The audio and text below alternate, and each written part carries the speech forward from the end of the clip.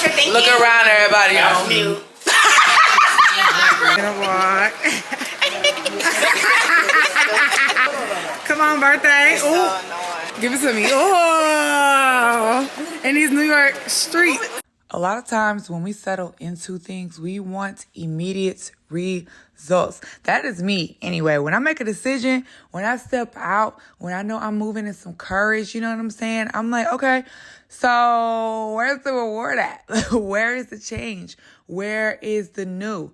And I have to remember that I do not kick off anything. I come into alignment with who God's called me to be. I come into alignment with what is already planned out for my life, but I don't really kick off the movement, you know? And so with that, I can't halt movement though, right? I cannot come into alignment. I cannot stand in who I'm supposed to be.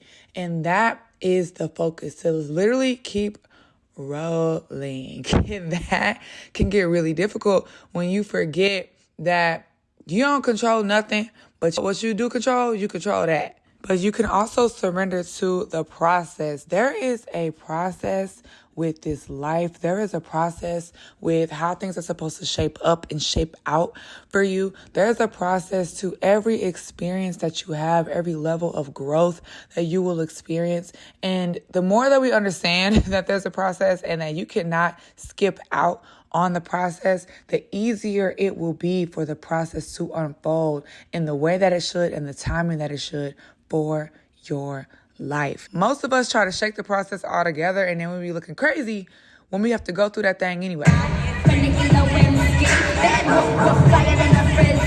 And the reason why many of us avoid the process is because the process will cause you or others to think that you are crazy.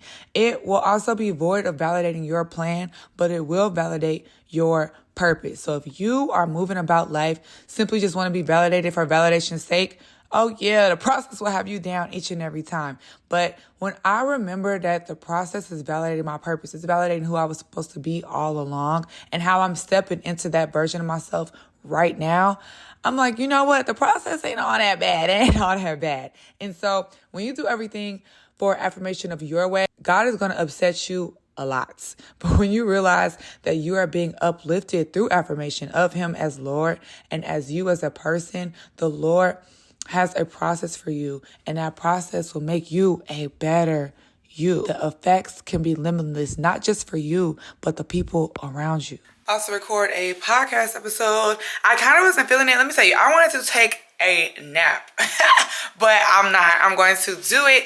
I'm going to a poetry slam later, and so it's kind of like do or die. I need to record right now, edit right now, and upload so that way it goes up tomorrow. And so what does that look like? How do we accept the process? For me, it has been realizing, recognizing, and coming to terms with the fact that I have no idea what's to come. I have no idea what's next, and that's okay. I don't have to plan everything out. I don't have to go through 50 different scenarios in my head and figure out what is the best case scenario. I just have to live. And as I live to the best of my ability. I give you all I got when I got it. And when I don't have it, I'll allow myself to not have it. But that is surrender, right? That is me not orchestrating each and every step of the way. And by doing that, I allow the way to come to me. And each second that I allow the way to come to me, I assess how I feel, what needs to be done, what's the best case scenario, but not needing it to go that way for the goodness to still exist in the end. It causes goodness to always exist in the end. Going with the process also comes with a new mindset, and you have to release this thought, this idea, even jokes that God is trying to one-up you, like He's trying to put an okie doke, He's trying to play you. And when I remember and actually sit with the fact that God wants better for me than I even could want for myself, I'm like, oh, okay, let me stop playing with Him because He really got my back. And so if I have to wait on something, I'm waiting for a reason. If I'm encountering some type of strife, it's for a reason. Mine just the air drizzy. And yeah, I just like it because of the pineapples, make it a little sweet. Do you add anything to yours? Sea moss, always. Sea moss. Period. Period. Let me know what you're thinking. Look around, everybody. That's mute. If I'm doing life with a certain group of people, it is all for a reason. One thing, let me tell you, everybody's talking about they intentional. You will never meet anybody more intentional than God. So if he has set up something, if something has fallen on your path in this moment, in this season, it's supposed to be there. Ain't nowhere else it's supposed to be but right there, right now, in this year, in this month, on this day, in this hour. And if not, if you somehow have hijacked his plan, if something somehow has fallen out of place, God is so big and so vast that he can shift all of those mishaps and still make it come together, and you will be the winner in the end.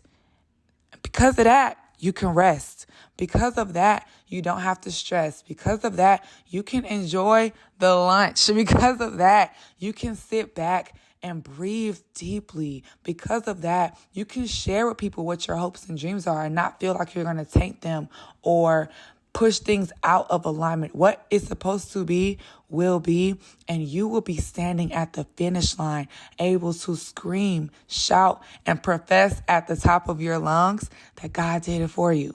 And that is the whole point of this whole thing. So listen, friend. If you done found yourself in a place or a space where it seems like things don't make sense, where it seems like you have been left behind, where it seems like your plan ain't the plan no more, it's probably because it's not.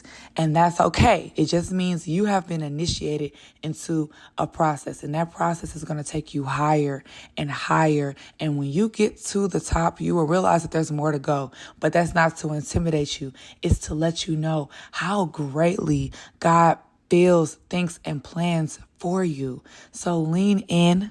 Lean in fully to the process. Lean in fully to the demand that is being called on your life right now. Lean in fully to the hopes and dreams that you feel bubbling up in your heart. And I promise you, I don't know how, but God knows how. And when he reveals it to you, it will be sweeter than anything that you could have ever imagined.